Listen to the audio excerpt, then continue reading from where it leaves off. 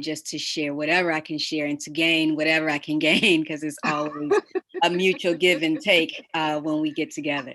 Yes, yes, yes. Uh, there's many layers. I'm just gonna put it out there to folks. Many layers to this relationship right here. But the most recent one, I'll start from there. The most recent one is that Tatiana just became East End Neighborhood House chair of our board. Woohoo! And I would imagine that it's a little bit of a flashback for the evolution, and I'll talk about that in a sec. But Tatiana, I've been thinking about this other child that I mentor. I just texted her, Tatiana today, not Tashi. Tashi, shout out to you and your new baby girl. You look cute. Um, but Tatiana was actually also a long-term employee of East End Neighborhood House some time ago. And well, I'll let you talk about, what you do at East End, and then fast forward, now you're the chair of the board. So what's that like? Well, it's definitely come full circle. My first job out of college was at East End, and I came there for the summer, and then I left and taught for a year at a charter school, fourth grade. And they said, "We need you to come back. We want you to run our 21st century program." And I was like, no, that's just like a grown person's job. I'm only like 23, managing people and a budget. I'm barely managing myself right now. And but they pushed and encouraged me to come on in. They really ignored everything that I said, and they brought me in and mentored me from management to allowing me to run the child care program. So I started off as the 21st century coordinator, working with the after school program. And then 4 years later, I was able to operate the entire child care center with infants through school age. And then in Zuma, kind of kicked me out and told me I did a good job and it's time to go find myself somewhere else.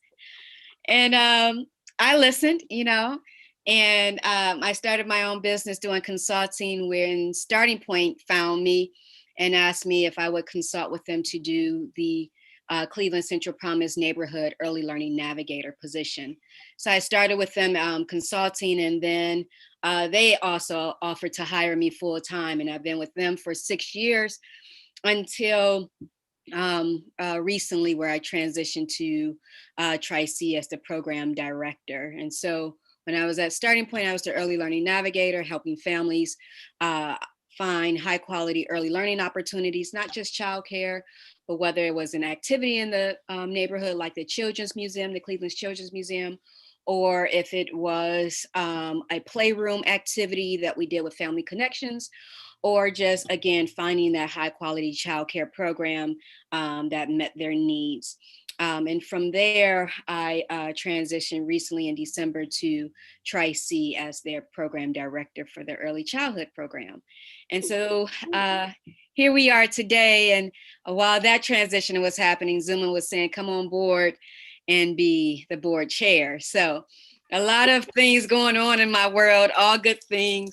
But I like the fact that it's allowed me to come full circle, to come in as a mentor, learn, grow, develop, and then come back and to give some of the wisdom that I receive to help continue to grow the program where I started. I think it's great. It's just so exciting, and so there's many layers to our conversation today. Obviously, I want us to talk a little bit about the importance of early childhood work because we're both very passionate about that. But first, I want to really, on this mode that we're on, is highlighting the importance of leadership development, right? Wherever you are. And one of the things that I'm really proud of at the work that we do at East End is that I was just doing an interview yesterday with someone who was doing a piece about us. And I say, one of the things that I'm most proud of is the fact that um, there's so many leaders that have come out of East End. Even like Blaine Griffin is actually the councilman for our ward where East End sits, and he used to run the senior program, right? We got folks that have started their own businesses like yourself and have also taken on other roles, like all of the amazing roles that you've taken on. And Tatiana, you recently were even awarded, and I don't want to get it wrong, but you received an award by I believe it's led by no, Sisters of Charity. Oh, this Puerto Ricanness is going off today. Switching folks. Now you're gonna get myself in trouble. Sisters of Charity, and they gave you an award. They selected you for an award. It's called the Servant Leadership Award for the work that you have done with families in the Cleveland Central Promise Neighborhood program, initiative, movement. I don't know what y'all call it, but that massive work. And you've just been recognized with the Servant Leadership Award, which I couldn't think of a better person. I mean, just the title alone, because the way that you show up, from like we said, from a very young age. I mean, I saw nothing less than an outstanding leader, and you have done nothing but continuously show forth, your amazing leadership and your passion, for work with children and families. And so, congratulations. Thank you, thank you, thank you, thank you. Congratulations. Uh, Congratulations. Thank you, thank you. So what are your comments about that? Because I think that again it's really important to encourage, I believe there's a leader in all of us, but if it's not developed, if it's not nurtured, if the opportunities aren't presented, then maybe we don't reach, the type of heights, that we can actually reach. And I just think you're a perfect example, of what can happen when someone's given the opportunity to really shine. Well, again, thank you for the congratulations on the Servant Leadership Award by Sisters of Charity Cleveland Foundation. Working with them, they are the lead agency for the Cleveland Central Promise neighborhood, connecting different partners and educators to make sure that the families in the Cleveland Central neighborhood have quality health and education opportunities from birth to college and career. And so my role in that was, again, as the early learning navigator, helping families, find quality early learning experiences. And, as a leader, it comes off as, you are this boss person, but I found leadership to actually be wherever people are, and be in the midst of where the people are. And so I hope that I've given back to all the places that I've been as much as they've given to me. I call the community my classroom because I've learned so much. I am in a PhD program, and even though my title when I'm done will say Tatiana Wells PhD, it needs to say, thank you, it needs to have the initials of the students and the families that I work with. Like it would be Tatiana Wells and Burge family and Wright family. And that's what it should say, because that's what's, helped me get to where I am, is not just the book studies. And when I think about leadership, I must go back to me as a kid.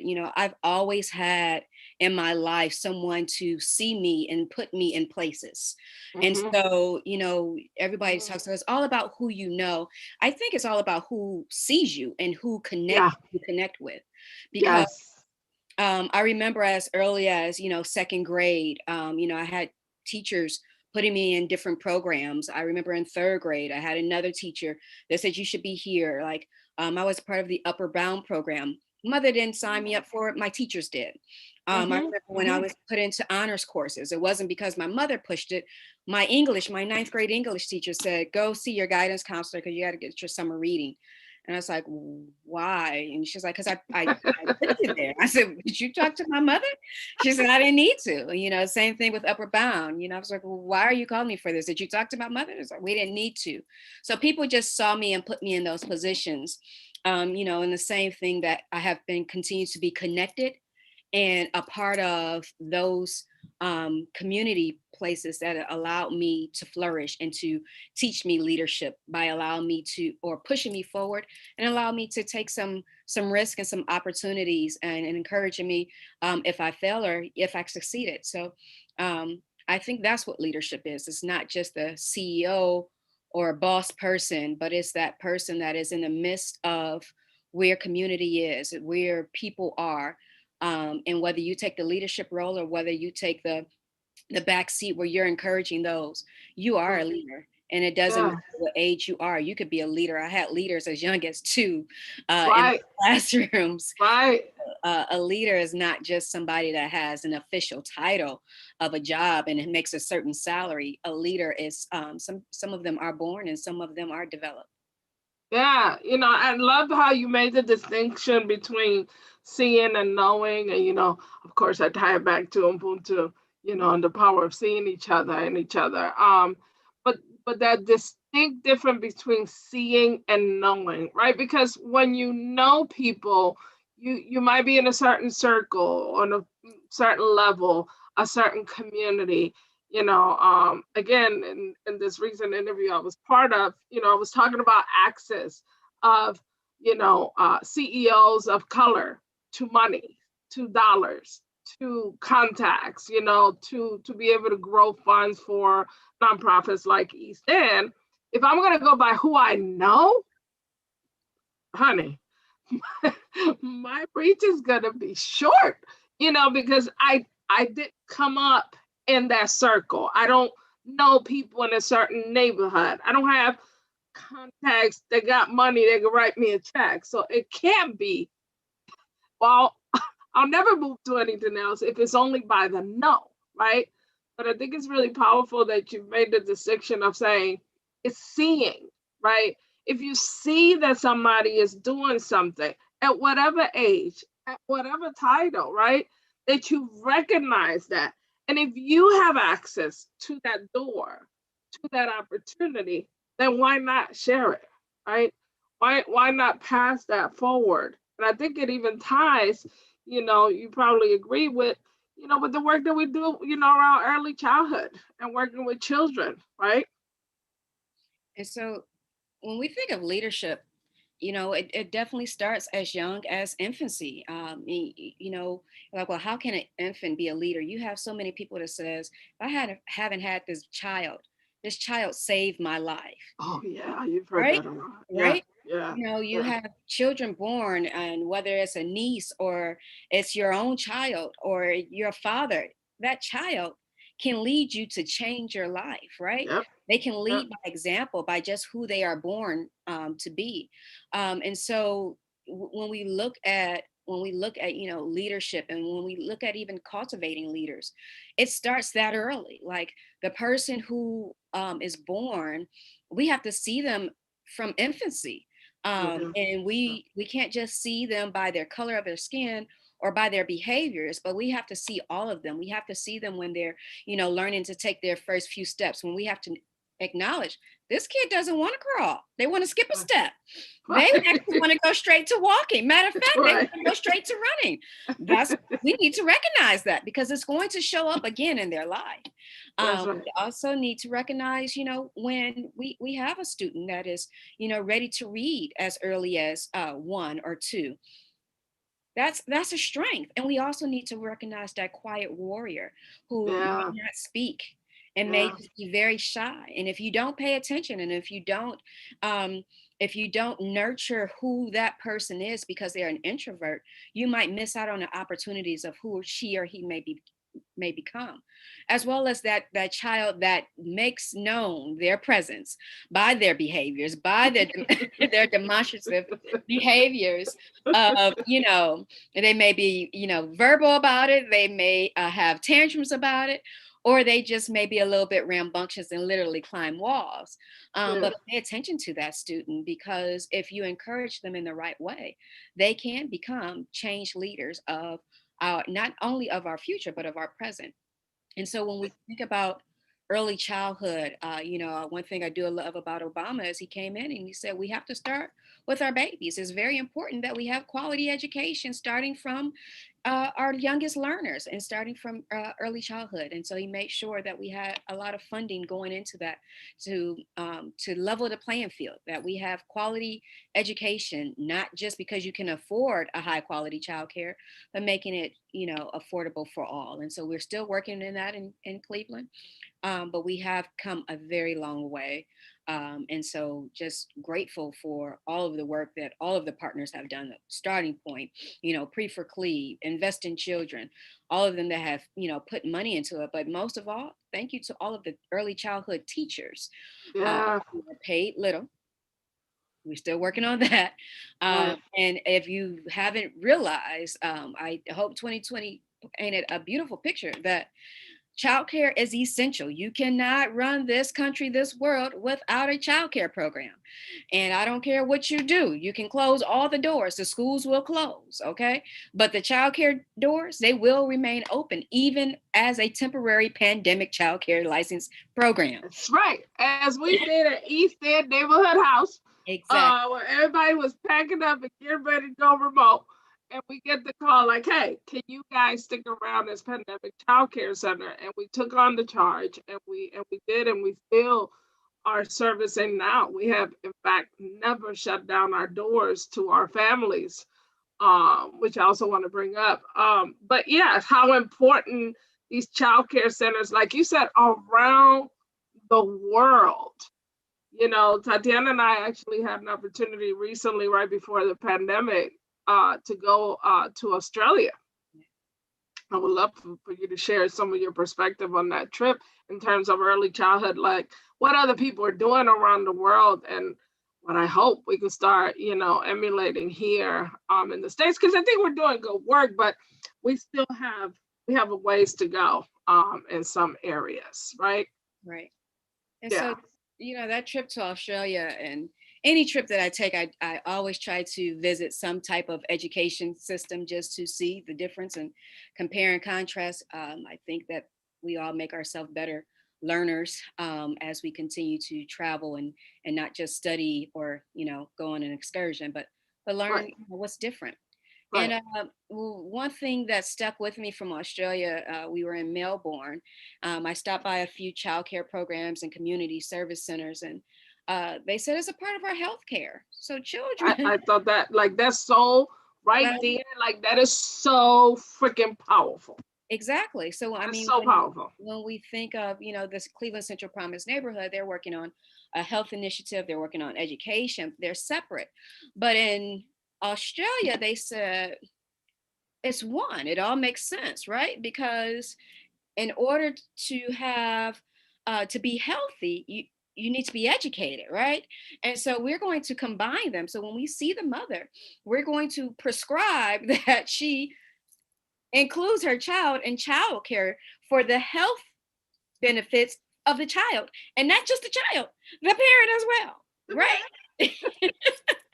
The whole package. The whole package, because as everyone learned during 2020, being a full-time stay-at-home teacher, mother, father, caregiver, you need a break. Like, Yeah, you we do. all miss our breaks, right? Of sending a Yeah. child to school or to a childcare program, or even having the privilege or opportunity to send them to a grandparent's house. We couldn't do that in 2020, right? Because of the pandemic, and we're still trying to get around that now. So having those opportunities, that it is for our vital health, mental health, spiritual health, physical health, it's important that we have those childcare opportunities for all to get Absolutely. exposed to. I've been to Canada, and Canada said that all kids, mandatory, go to preschool. Like, Wow. it is mandatory, right? Right. And so Right. when we look at, when we come back home to the United States, we have all of these conditions. And so, you know, again, my community has taught me the conditions and the barriers that they must go through to get to the door. And so I always, when I was at East End as the director, I would, you know, get excited when it came and it was like, where you been? We've been waiting for you. I don't know why you had this voucher, why you didn't come. And then I got into the central neighborhood and I met families where they were before they got to the door. And I said, oh, I see. Oh, you're not working because you just moved and you need childcare to look for a job. But because you don't have a job and you're not in school, you can't send your baby to childcare. And the part-time spots are filled because they go really fast and you don't really want to do part-time because then you got other kids that you got to dress up, take them there, and in 3 hours come back and you're doing all that by walking. It's a little much. It's just a little much. Just too much. It's too much. And I think that's the part, you know, Tatiana, I know they quote it as saying that you are an advocate dedicated for the littlest children. And I'm not surprised for them quoting that, but I also know you to be such a powerful advocate when it comes to families. And you understand the connection between the two. I really dislike it when people talk about X amount of children living in hunger or X amount of children living, you know, without some sort of connection to an early childhood program. It's about a family, right? Because again, as you mentioned earlier, if you give the child that early childhood opportunity, you're not just helping that child, but you're also helping a family because mom can now go get a job or go back to school or get a little rest. I mean, you need rest if you're still raising children, right? And so I think it's really important for people to understand, especially around policy work, you know, all this work we do, that people tie these things together. That it's about a child with a family. Whether that family is bio, adopted, kinship, doesn't matter. If that child has a family, has another nucleus of people that are caring for them, we ought to think of that as a package, right? Right. And like, you can't have a child without a family. And I don't care what that family consists of. I don't care even if that's a foster home. You can't. The child comes is a full package. It's a package deal, right? And so, you know, a lot of times we try to, our system punishes the parent. You're not working. You're not in school. You don't get a voucher for childcare. You don't get childcare subsidy. Well, who does that punish? So the child miss out on a learning opportunity, not prepared for school. The mom, you want her to be better, but you're not helping her because you're punishing her. And so, you know, we have all of these restrictions and conditions that these families, you know, are faced with when they're just trying to get ahead. And even for those that will say, well, you have some families that they don't want to work. Yeah, you do. But again, why punish the child? The child comes, it's a full package deal. And you do have some parents, they do believe that we have taught them, you are the primary teacher. And so they will say, I am my child's best teacher. And they are. But we also have to allow them to give them the tools. If you don't choose childcare, okay, well, what program or what tools can we give you to make sure that this child, your household, is well? You are mentally well. You are physically well. And if you don't have the need of childcare because you are, you know, educating your child and you are doing a good job, is there another need that we can meet? Are you at home? Are you depressed at home? Are you not socializing? You haven't maximized on that social capital because of the neighborhood that you live in. You know, the last 2 nights they've had on A Tale of Two Cities. We got COVID-19 going on, and we also have the killings going on in the inner city, where children under the age of 18 are dying at higher rates than they were before 2019. So in Akron and in Cleveland. And so look at that. It's like, you know, when I sat with this Cleveland Central Promise neighborhood, literally like almost every week we were reporting on a 14-year-old or someone under the age of 18 that were shot. And if they were not killed, they were in critical condition. It was almost. I'm gonna unfortunately stop you right now because we have to go on a quick break, but I want to come back to this and I also want to tie it to conversation that we are now having about equity. So this is Voice It Radio and this is the East End Neighborhood Wrap Up, and we're gonna be right back after these short commercials.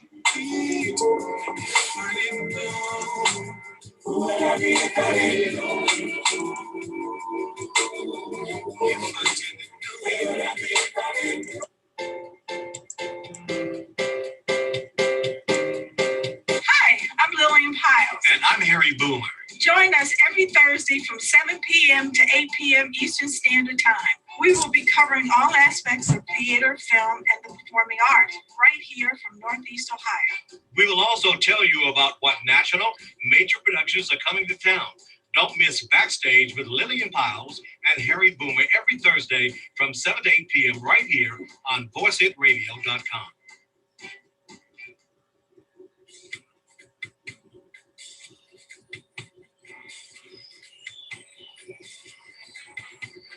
Here at Voice It Radio, we need a quality printing service. So for superior quality printing and great customer service, there is only one place to go, and that's Groovy Print. Groovy Print is the perfect printing company for the entrepreneur and small business owner. Groovy Print provides free UPS ground shipping anywhere in the USA. If you need small print orders under 500 units, yard signs, banners, and more, Groovy Print has you covered. Visit the website at groovyprint.com today or call 216-240-3553. Once again, that's GRUVYPRINT.com or call 216-240-3553.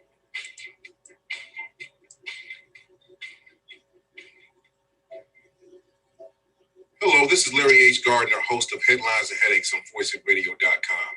Fentanyl is the leading cause of drug overdose deaths in Cuyahoga County. It is now found in powdered cocaine, crack cocaine, meth, and heroin. Any drug may contain fentanyl. If you use drugs, never use alone, and carry Narcan in case of overdose. Call the Adams Board 24-hour addiction line and mental health crisis hotline at area code 216-623-68.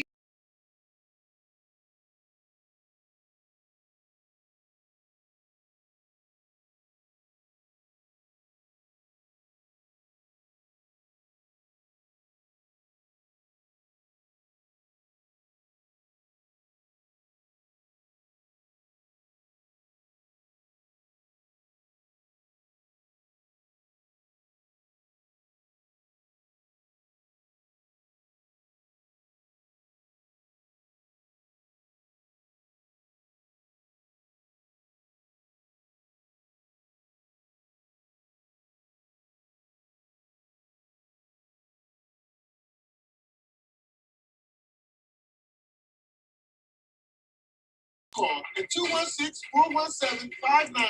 Tastes so good, make you want to slap your mama. Dangerous! 5, 4, 3, 2, 1, now. Hi, this is Dolores Gray of Brick House Wellness. I'm bringing you my new show, The Queen's Court. Please tune in every Tuesday, 6 p.m. Eastern Standard Time. We'll be discussing love, relationships, wellness, politics, and everything in between, right here on VoiceItRadio.com.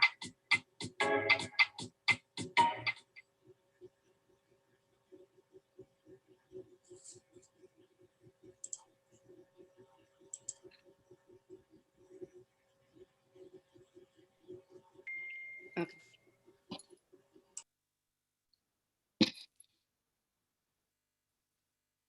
We are back here on Voice It Radio on the East End Neighborhood Wrap-Up Show, here weekly telling you what is going on in the neighborhood. And today we have been talking about leadership, fabulous leadership.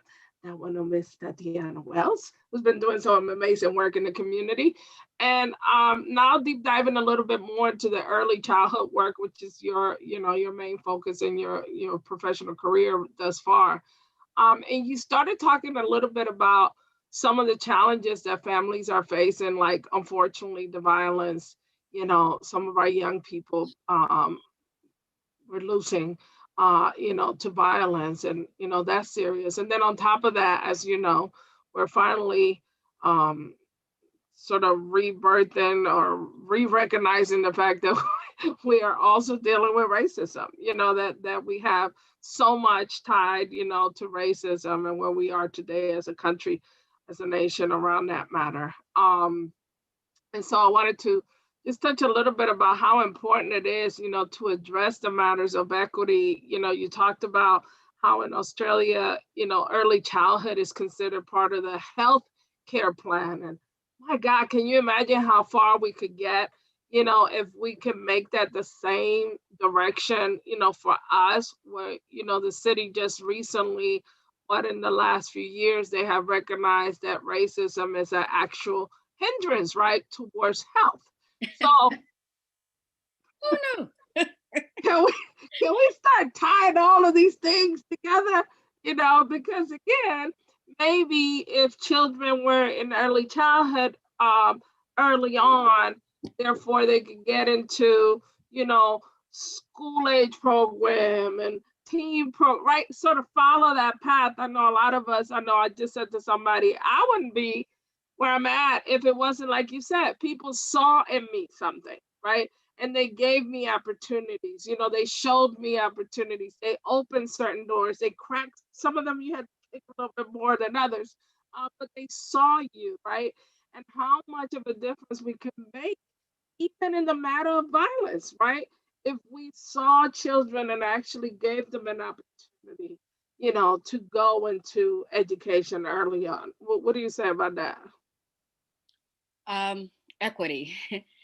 I've seen it firsthand. I grew up in East Cleveland, Ohio, and went to East Cleveland Public Schools, which in my young mind, in my ignorance, didn't know I was in an urban city school until I stepped out of that city and went to an elite school of Washington and Jefferson College, where my peers were the opposite, where, in East Cleveland, it's 100% African American.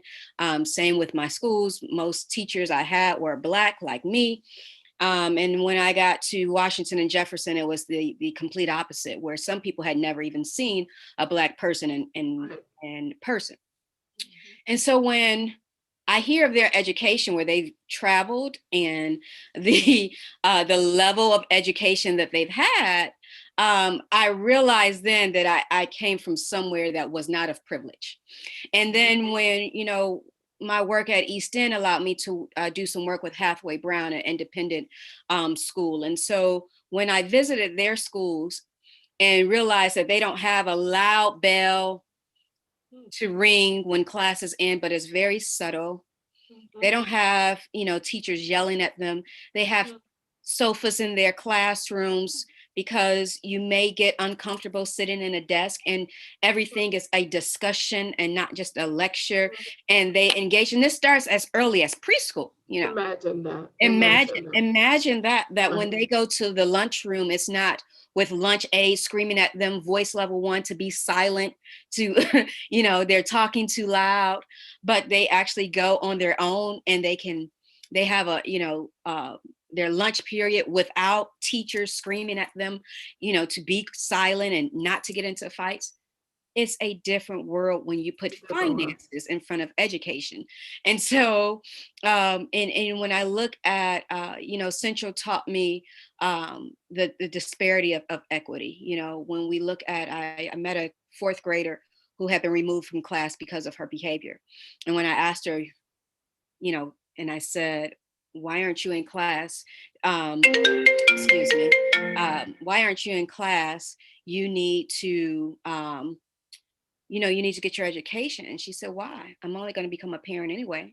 And, when I said that's 9 years old, already lost hope, no aspirations to be anything else but a parent, and not even an aspiration where most people are like, I can't wait to become an adult. I can get some money. It's like, I don't need money. I'm just going to waste it anyway and just be a parent.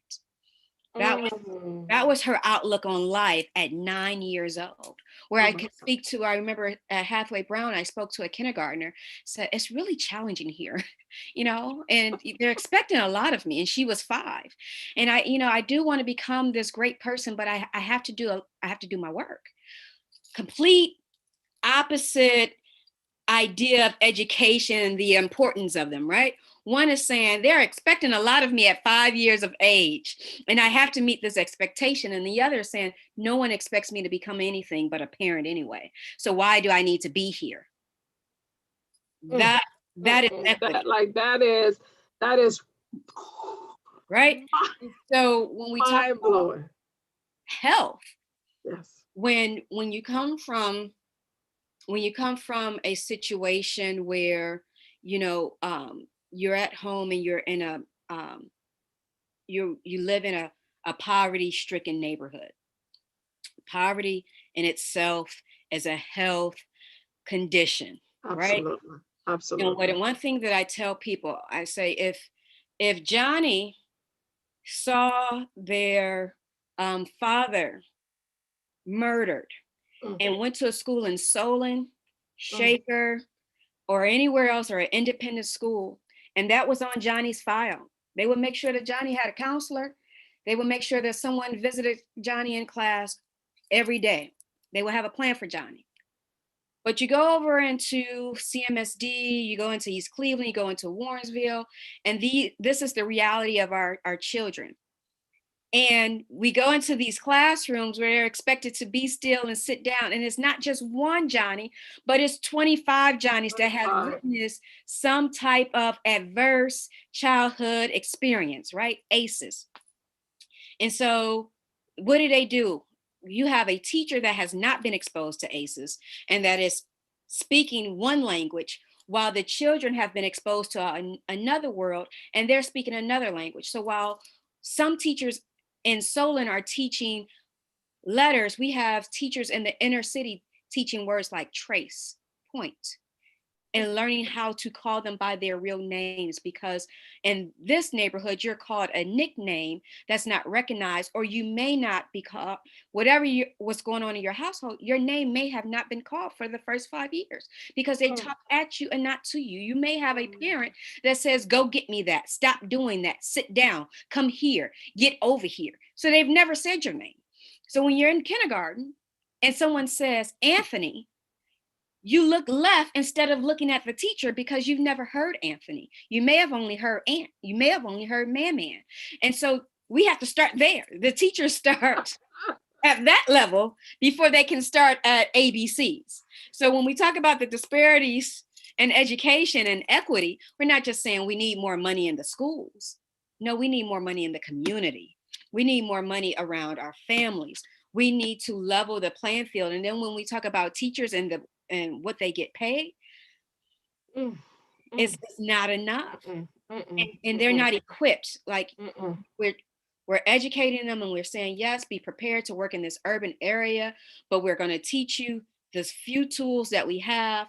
And then we're only going to put you in a classroom by yourself with no assistance. And again, these kids have been traumatized. If you've had more than 4 adverse experiences, they say that you have been traumatized, right? Yeah. And that's whole, it's also unfortunately, this Band-Aid training, right? Because, you just described 2 stark differences of going to school and where it's more well-off versus in the inner city. And, this attitude where it almost become like it's the child's fault, like this victim blaming way of addressing the matter versus saying, okay, let's peel this back. And if I thought about equitably teaching every child, then why is this child not receiving the information? Because this child is dealing with trauma, because this child is hungry right now, because I'm going to have to do a little bit more than just a little Band-Aid, right?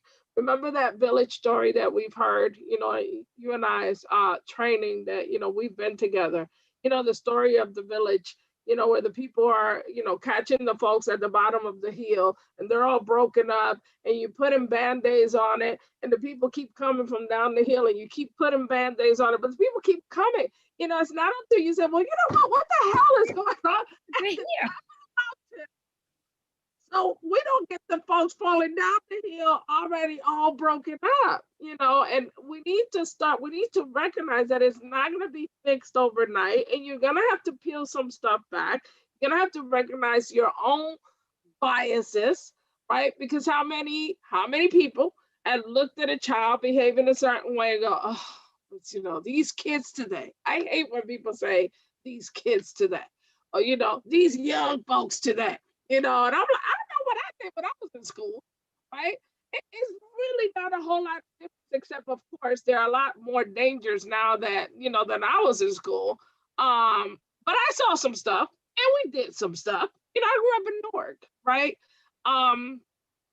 But we missed the point of seeing people, seeing human beings. Like, what happened? What happened? What is not equitable here? What is missing? So you got to do the work. It's harder. The work is, you don't get to, want to start over here and go, well, why they don't get it, right? Right. The lack of patience almost also. Lack of patience, and the one of the, I give kudos to all of our urban educators that are in the city schools. Sure. And are working with our babies. But one of the major complaints is they just don't have the support. Yeah. They don't have, the administrative support, and it starts from, top down. Yeah. And, if you do have a kid that does need the services, what happens when you do request that this child receives the counseling, but it has to go through this much paperwork for it to move because of the district that you're in?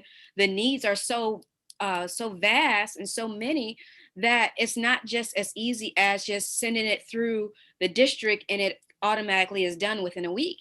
No, and in large districts and even small districts where you have high numbers of challenging behaviors, you may be 100th on the list. And so that child may not be seen that year or receive the services that they need. When we think about COVID-19, my niece goes to a private school. They didn't miss a beat. They never stopped learning. They were at home. She continued learning new things, continued to, take assessments. Whereas those who were not there, schools closed. And they the whole digital divide, finding out how many people couldn't even do the work from home. I mean, it's the reason why we have children at East End right now. The computers are at East End because we have internet connection, exactly. And that's real, and internet connection may not be a line item that you consider when you are drafting those poverty guidelines, which I absolutely abhor because I think that they are completely off from reality of what people actually need. Those things, I don't know who put those things together, but those things need to be redone, right? Because you don't consider the fact that, having cable, having internet, it's not a luxury, it's a necessity. It is the way we communicate now. And COVID has shown us that, right? That you literally left an entire community with no connection because they don't have internet. Yeah. Yeah. So now it's not something like, oh, they don't deserve cable. They don't deserve internet. Hello. Now they're disconnected. Yeah. Now we're having to train people that don't even know how. Like our seniors are suffering because they're not connected, But even our young families, you've made these assumptions that they had internet. They didn't. They did not. And they are so, our children usually show up to school for a few reasons. To be fed, to connect with those that love them, having a teacher, or even if it's not their direct teacher, a teacher that they had or a counselor, to see them, to receive that extra love, that encouragement, that support. And so when the doors close, my sister was telling me, it's like, a lot of kids, they don't need to go back. I said, we do have to figure out a way to get our babies back. We have third grade dropouts right now. Kids are not in school because their access is this. It's a cell phone. And when you have 5 kids in a home and you only have one cell phone, you can't get on. And then those that are, if you don't have that person, if you have a mother that's working all hours and leaving a 8-year-old responsible to get on at a specific time, and you don't have that educator that can connect with them and can say, hey, I didn't see you in class yesterday, make sure you get there. We're so disconnected to a community that needs the connection, right? We're so disconnected. And so, when we talk about, equity, it goes deeper than just skin color. It's, it's lack of social capital, it's lack of, finances in our communities. When we talk about poverty, when we talk about, grocery deserts, everyone probably sent some type of donation to food, to the food bank, to somebody that was giving out food, because yes, food was a big one, right? Big one. It still is, it's a huge one. And I'm glad that we did some of the things that we did to help families get some access, to food, and assistance to get food. But man, we got a long way to go. But, we could sit here and talk about all the challenges, because you and I know we're in the trenches. But I want to leave the audiences with a couple of positives. So on the one is, we talked about leadership. Tatiana is also a published author. And her book is phenomenal. I hope you have it in hand, girl. Pull it out. And what is so amazing is that her book was actually inspired by the lessons that she picked up from who? The toddlers at East End. The toddlers and the preschoolers. They gave her the lessons on leadership. Like, you gotta read this gem. This gem is fantastic. If you could just tell us a little bit about that book. I can't believe you don't have it in hand. I know. Like, where is my book? Hey, girl. But tell them the name of the book and where they can get the book. Let's start there. The book is called Live Like a Toddler, Be the Young Explorer of Your Life. There it is. And so that is the title because we sometimes forget those things that toddlers love to do, right? If anybody has a toddler, been around a 2-year-old, you know that they know how to get their way. And That's they get right. their way. I can tell them one of their favorite words is no, and the other one is mine. They get what's mine and they tell you no. And so as an adult, we're always, especially as women, no, I got to do this. Somebody asked me to do this. You ask a 2-year-old to go throw something away, they'll look at you and say no. And you're like, well, first of all, I'm your mother, go throw it away. And they'll tell you no. And then, if you tell them, don't jump off the bed, they're going to do what? Jump off the bed. Jump off the bed. That's what they do. And so if they want something and they can't verbalize it, and even if they can, they're going to scream. And you're either going to say, if they're whining, you're going to say, be quiet, stop whining. But when they're having a tantrum and you don't want to be embarrassed, you're going to make sure that you have that bubble gum, that lollipop, that favorite toy every single time you go out. You're going to acquiesce to that child. That's what happens. And so, and as an adult, when you want that job and when they tell you no, that's right. You're supposed to say, well, excuse me, I do have these qualifications. And you write your very fine letter and say, I am the best candidate for this job, and here's why. When you are pursuing your mate, he may not have seen you, but you could see him and say, hey, you can see me. I'm shooting my shot, and here's my best shot. If you're on Clubhouse, they shoot their shot almost every night.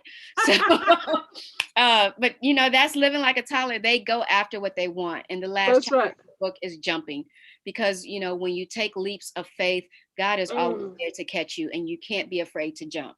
And that's usually the last, step of toddlerhood is, they learn how to jump and open doors. And so take a leap of faith to open your doors and see where it leads you. And you got to have faith to do it. And toddlers are all of faith. Book on Amazon.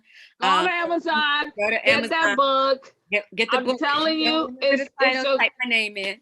That's right. Type her name in, Tatiana Wells. You need to get you that book. It's a great read. You can read it often. You could go back to it. You could pick a chapter. I mean, it's that kind of book that will really literally inspire you, just to move and do some things. And then in addition to that, she just we just announced that she is the new director of the early childhood program at Tri-C. So I want you to look her up in that sense. And then finally, She is also, because we got to close out the show, but I want to make sure to do this shout out. She is also the founder of AWE, which is a consulting entity that she also runs. So if you want to get your stuff together around education and do it right for our children, you need to call Tatiana West. Call me. Call her. So Tatiana, was awesome, you know, to have you on the show. This is the voice that, this is the Eastern Neighborhood Wrap-Up Show here on Voice It Radio, and we see you all next week. Be good, be Ubuntu, good. Thank you.